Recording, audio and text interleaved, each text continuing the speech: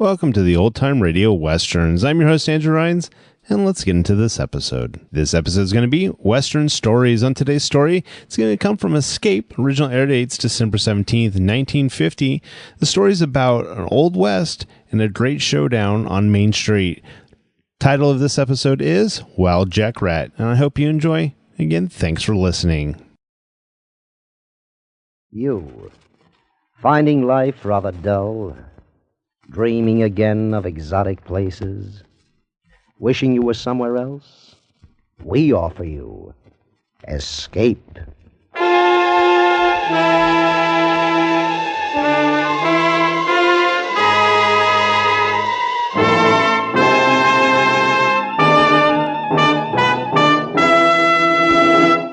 Escape with us now to the Old West and the unusual story of a merciless professional killer, as Ernest Haycox tells it in Wild Jack Rhett.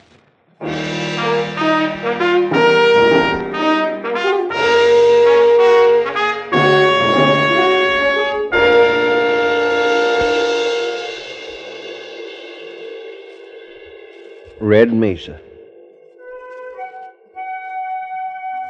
A little town springing out of the hot, dry prairie beside the Chisholm Trail. A saloon, a hotel, 2 general stores, and a tiny church where the decent citizenry might pray for salvation while a wilder element, trail driver and teamster and buffalo hunter, restlessly searched out friend and enemy along the dusty main street.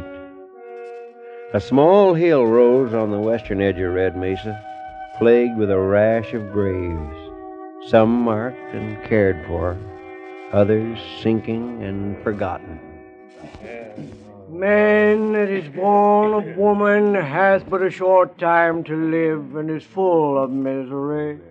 He cometh up and is cut down like a flower. He flieth as it were a shadow. While we're praying, a couple of you boys start throwing some dirt on the sheriff. O Lord, with whom do live the spirits of them that be dead, and in whom the souls of them...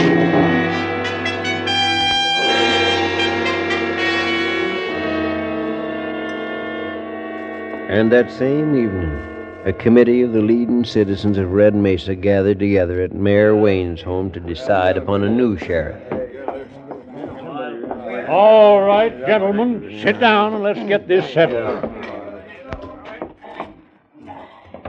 Gentlemen, to make this town a decent place for our womenfolk and children, we've got to have a sheriff Todd Mallon and his kind can't kill. We need the toughest gunfighter available, and I want to propose... Just a minute, Mayor Wayne. Let me speak. All right. Go ahead, Bo Allen. I don't think we should get all upset just because we lost another sheriff. Jim Speed worked out fine for Red Mesa. All we need is another sheriff just about like him. I expected that, Bo Allen. All you look out for is to keep that saloon of yours full of anybody who'll buy whiskey and gamble.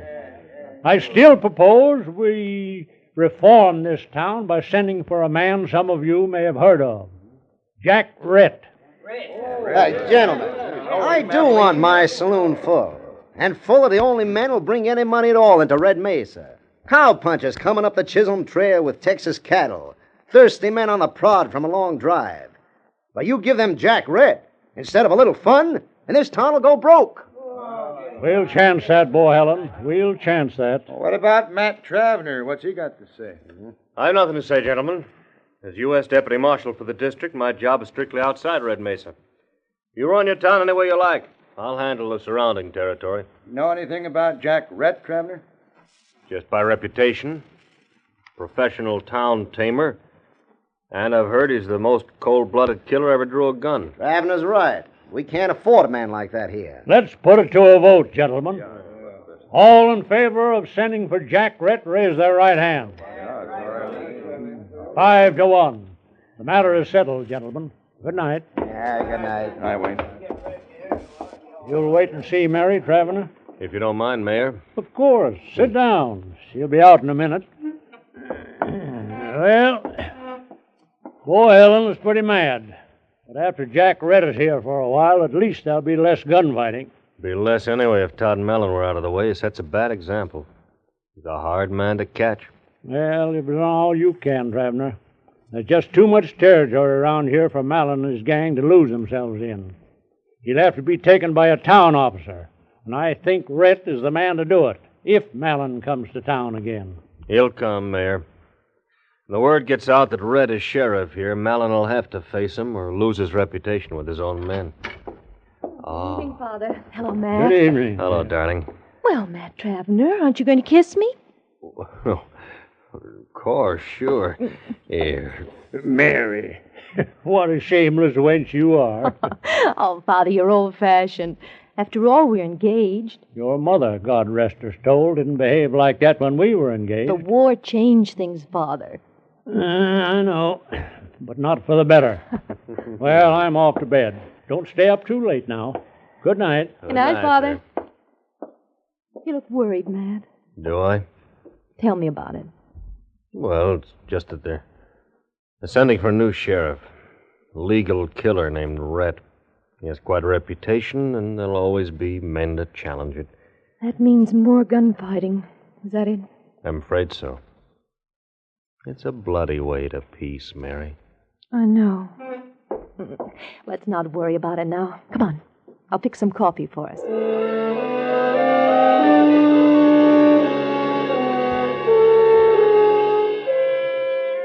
3 weeks later, Wild Jack Rhett rode into Red Mesa. He was 38 and at the peak of his reputation. He stood well over 6 feet, better than 200 pounds of plain sinew. Tawny blonde hair grew long in the frontier style, and his features, fair and tinted like a girl's, were boldly aquiline. He was a picturesque man, till one looked at his eyes, which were large and pale blue, and had the disconcerting trick of remaining too steadily on people. There was to be seen in him the suggestion of inhumanity. He sent word to the committee that he'd meet him at the mayor's office that evening. It's 8 o'clock now. Where is he? He's in town, and that's bad enough. Be a sport, Bo Helen. We took a fair vote on Rhett. Here he comes now.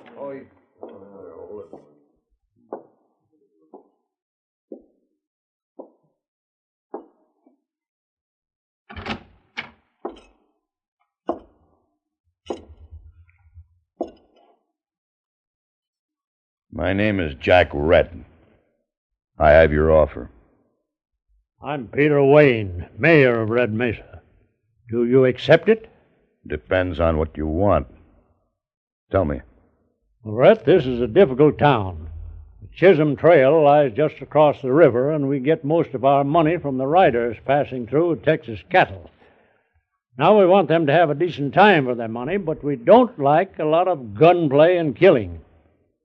I've always been accustomed to complete authority, Mayor. I presume to know my job, and I won't have interference. That's agreed, Rhett. By the way, the last sheriff had a rule that riders leave their hardware at his office. He had trouble enforcing it. A poor rule. Let them pack their guns. That gives the wild ones a fair chance at you. I never give a man a fair chance at me. Is that all, gentlemen?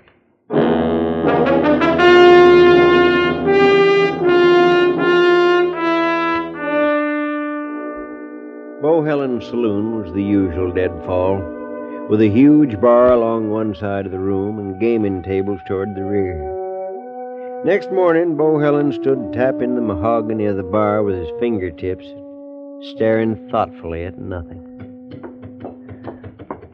Good morning, Bohelen. It's noon, Samus. Huh? Oh, sure. Draw me a beer, Mike. Where's the new sheriff, Bohelen? Over there at the corner table. Came in just before you did. Uh-huh. Barkeep, bring me a cigar, a glass of rye. Yeah. Now he's going to clean and reload his 6 guns, one at a time. By golly, he is. How'd you know? It's an old gunman's trick to impress the citizens. But there's no one here except you and me. Then it's to impress me. I don't...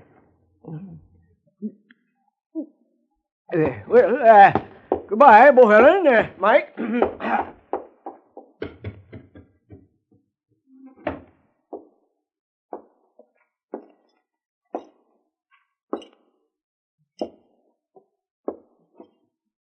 You've got something to say to me, Bohelen? Yes, I have. You're smart, Red. I recognize that. But your record for killing is too severe, and my business depends on an open town. Now, the reform element got you, and I'll go along for now. But just remember one thing. I can break you, Rhett, any time. I was waiting for that, Bohelen. Well, then I guess we understand each other. Hello? Oh, any luck, Matt? Just a morning's ride. Matt, here's Jack Rhett. Rhett, this is Mac Travener, U.S. Deputy Marshal for the district. Glad to know you, Rhett. You're young. Don't be misled. Rhett, your job is in town, mine is everything outside. So I'll either back you up here in Red Mesa or leave you strictly alone. I'll handle Red Mesa. All right. One more thing. I want Todd Mallon. If he comes to town again, he'll have to be taken. Will you do that, or shall I? What is he? Outlaw. His main line is plain robbery. Now I want him for killing Jim Speed. Let me handle Mallon. Why? Killing's my trade. Man doesn't live with enough animal instinct to get me. Maybe. Killing you would build a man's reputation considerable. Just so? Well, good luck, Rhett.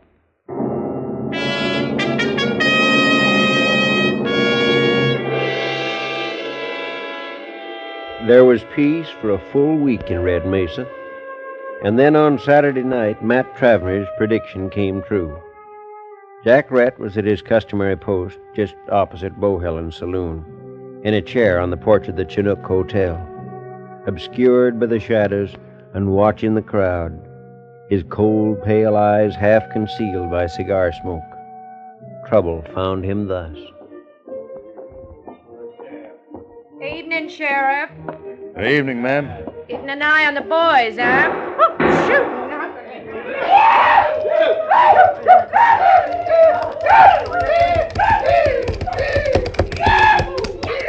Where's the sweat that used to be in Abilene? Where's he hiding? Where's that great man, Wild Jack Rhett? Bring him out!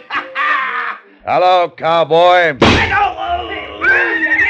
that sheriff! No!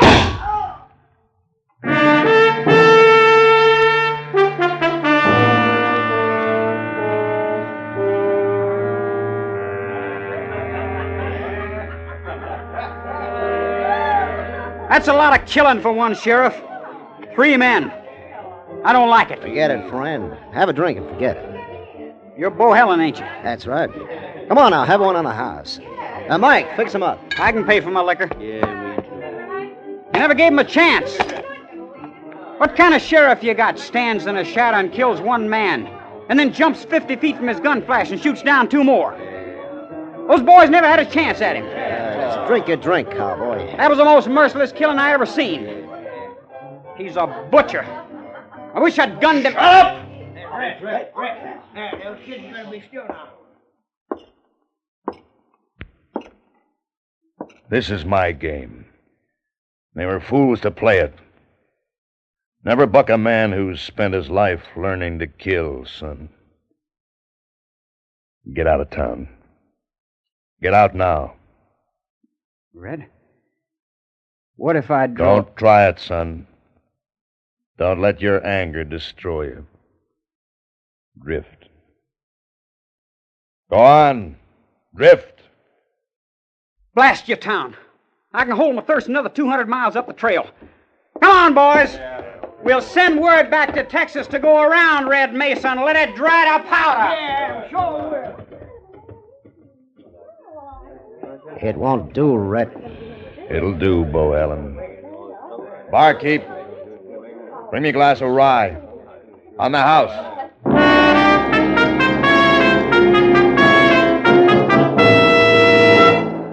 Rhett stood with his back to the bar, holding his drink and a thin black cigar carefully in one hand. He stood there for about 10 minutes. Then trouble came again.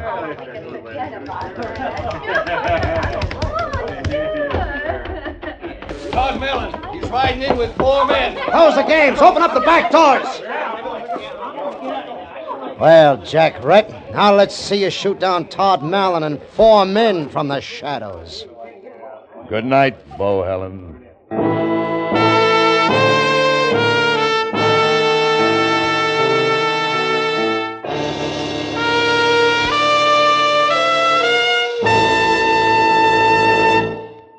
Escape, under the direction of Norman Macdonnell, returns in just a moment. Sorry, but if you think school teachers have it easy, you've got another think coming. Just ask our Miss Brooks, as played by Eve Arden, on most of these same CBS stations this evening. And now, back to Escape.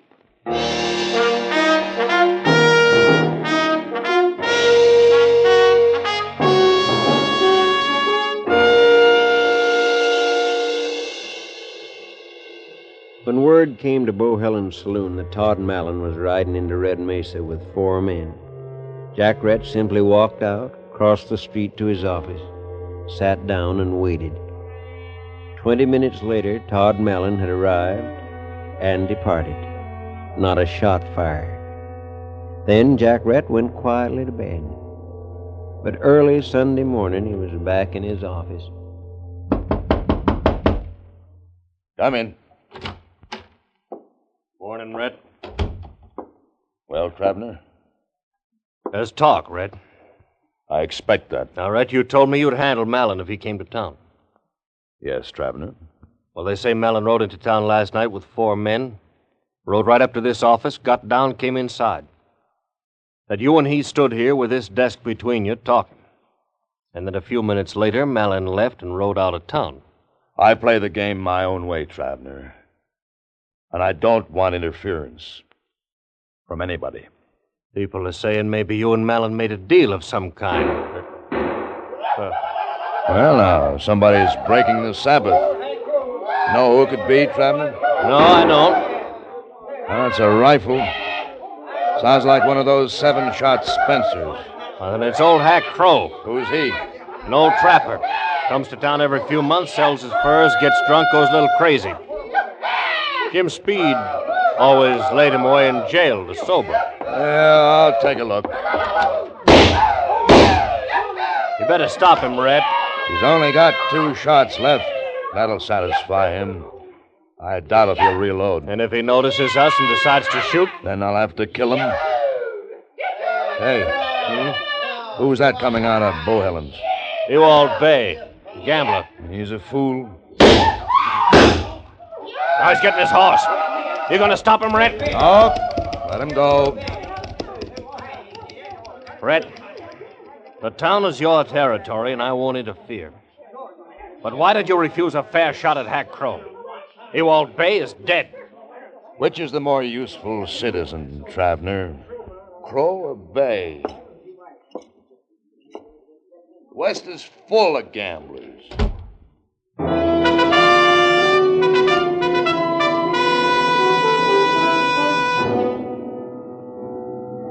There was considerable talk that day in Red Mesa over Jack Rhett's aloof and cruel calm in condoning a shooting that had occurred under his very eyes and within reach of his formidable guns. Then, mid-afternoon, a rider came up from the prairie and reported finding old Hack Crow dead in a coulee, dry gulched and robbed. Mayor Wayne heard about it and went to Bo Helen's saloon to hear more. Well, good evening, Mayor. Hello, Bo Helen. Shot of brandy. And what do you think of your great Jack Rhett now, Mayor? It looks bad. Now, look, Mayor. Everyone knew Hack Crow carried his profits in his pocket. He always did that. So Rhett allowed him to leave, and Todd Mallon and his men were waiting for him in the coulee. It's as simple as that. We have no proof of that, Bo Helen. No? And why didn't Rhett take Mallon when he rode in here last night? Because they made a business arrangement, that's why. Well, it doesn't look good, but shh. There's Rhett now. Barkeep, glass of rye. I don't want to talk to him yet. I'm leaving. Good night, Bo Helen. Good night, man. Mike, give me that rye. I'll take it over to the sheriff myself.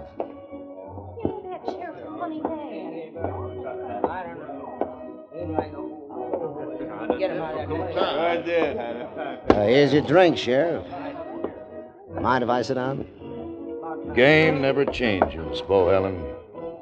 I know what you're going to say. I warned you I could break you, Rhett. It's an old story to me. Every town's got one insider who plays along with the outlaws. And I knew you to be that one here when I first saw you. Running a saloon, you'd know when a cattle buyer was riding out of town carrying specie, when the overland stage was loaded with gold. There was a quarrel over the split of profits between you and Mallon, and you fell apart. That's always the way. Very shrewd, Rhett. It's an old story, Bohelen. I know it by heart. Very shrewd. But you can't play the same game. All sheriffs are supposed to be crooked. You and Mallon had an agreeable little chat last night. Did he make you a good offer, Rhett? Maybe I should accept his offer, Bohelen, just to keep you two split. Maybe I should do that. Rhett, I've seen sheriffs come and go. It's a chancy trade. Sheriffs die. They all die. It's only a question of time.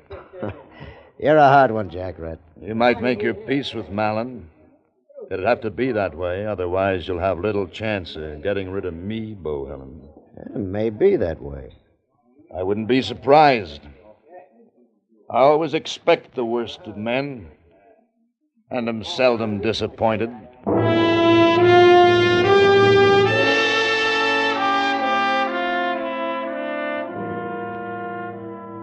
It was turning dark as Jack Rhett left Bohelen's saloon. Crossing the street, he walked into his office, but continued on out through the back door. A few minutes later, he stood in the gathering shadows opposite the OK stable and watched Bohelen ride out and drift into the prairie to the south. He knew now what to expect. It would happen soon, perhaps tomorrow. He returned to his office and slept the night there.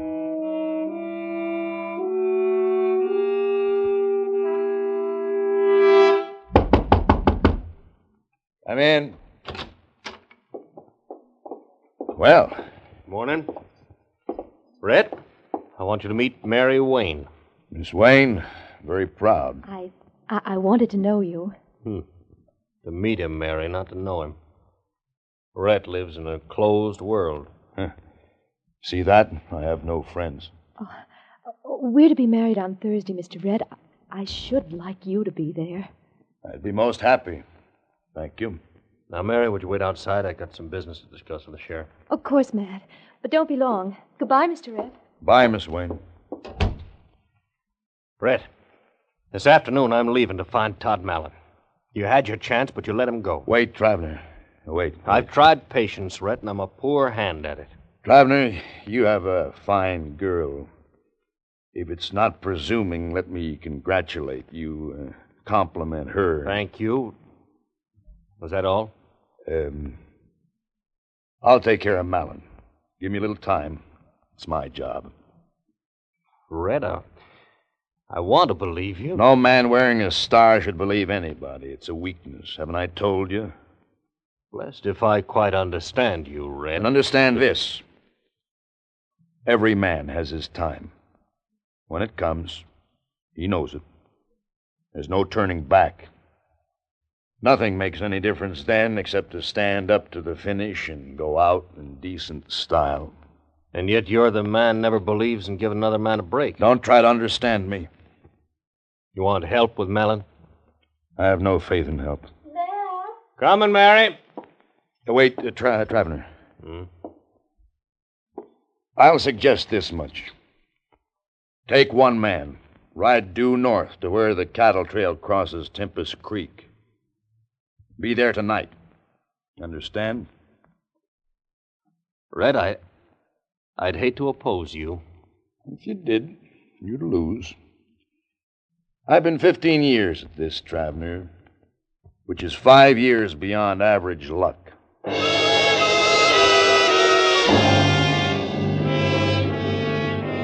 That evening, Jack Rhett took up his post on the porch of the Chinook Hotel, dressed in his best, a hard white shirt, a blood-red Windsor tie, and a suit of black broadcloth swelling around the big, uncompromising shoulders.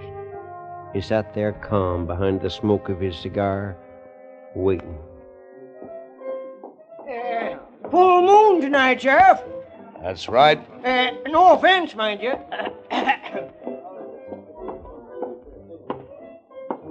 Good evening, Rhett. Hello, Mayor Wayne. Mayor, have you seen Travener? He rode north this afternoon. He'll be back tomorrow, he said. Good. Where's the sheriff? Here I am. Red, listen, I just come up South Creek and Todd Mallon and 6 men were only a quarter mile behind me, heading into town. All right, friend. Take cover. Yeah, sure. Rhett stood up and moved into the shadow at the end of the hotel porch. Across the street, Bohelen appeared in the full glow of the doorway of his saloon. Come out in the dark and meet your friends, Jack Rhett. What are you afraid of? It's only Mallon riding in to see you. Thieves fall out, but the urge for profits brings them together again. You should have known it, Rhett. Nothing surprises me. Well, there you are, Rhett. Surprised to find you exposing your great reputation out there in the middle of the street. Every man has his time. You want to try it, Bohelen? Or will you wait for help? I'll wait. The arriving horses came up into the moonlit street and halted at the corner of the saloon. Bohelen's hand lifted toward the group, and at that order the horsemen spread out until they were flank to flank all across the street. Todd Mallon advanced from the line and stopped, square and alert above the saddle. Jack Rhett stood alone in the middle of the street, his eyes flashing a hard fury. Then he dropped his cigar and ground it beneath the boot. It was a final gesture. How are you, Mallon? Goodbye, gentlemen.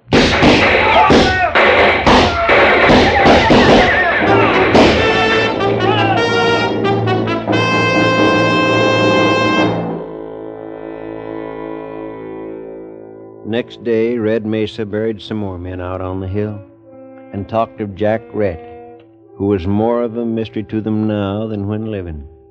To all of them but one, Matt Travener. Nobody knows a killer's world, Mary. Wasn't any room in Jack Rhett for much pity. But he sent me away to save me from what he knew was coming. I think that was a kindness, although I had no fear. It was a fine thing for him to do, Matt. But they say he stood in the middle of the street to face them all in the moonlight. Why?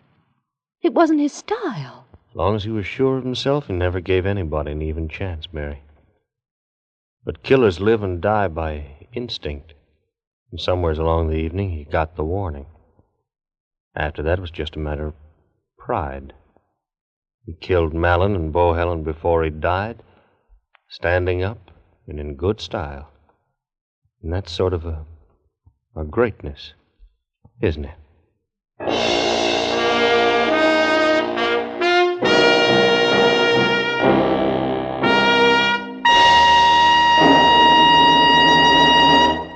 Under the direction of Norman Macdonnell, Escape has brought you Wild Jack Rhett by Ernest Haycox, especially adapted for radio by John Meston. Jack Rhett was played by John Dehner, with Larry Dobkin as Matt and Lou Krugman as Bohelen. Parley Baer was the narrator. Featured in the cast were Junius Matthews, Russell Simpson, Jeanne Bates, Paul Dubov, and Sam Edwards. The special music for Escape was composed and conducted by Ivan Ditmars. Next week, we escape with the story of two small boys who discover the most fabulous Christmas ever dreamed of, as Anthony Ellis tells it in his delightful tale, The Cave.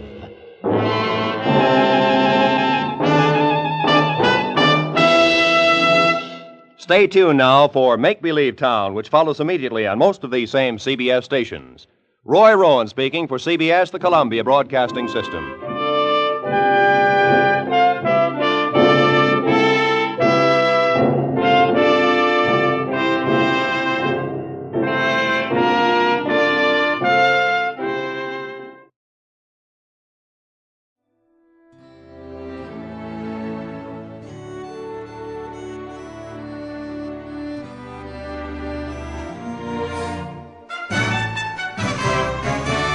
This has been a presentation of OTRWesterns.com, and we hope you enjoyed. Please take some time to like and rate our shows in your favorite podcast application. Follow us on Facebook by going to OTRWesterns.com/Facebook. Join in the conversation by going to OTRWesterns.com/Discord. And don't forget to send us an email, podcast@OTRWesterns.com. This episode is copyright under the attribution, non-commercial, share alike copyright. For more information, go to OTRWesterns.com/copyright. Have a great day, and again, thanks for listening.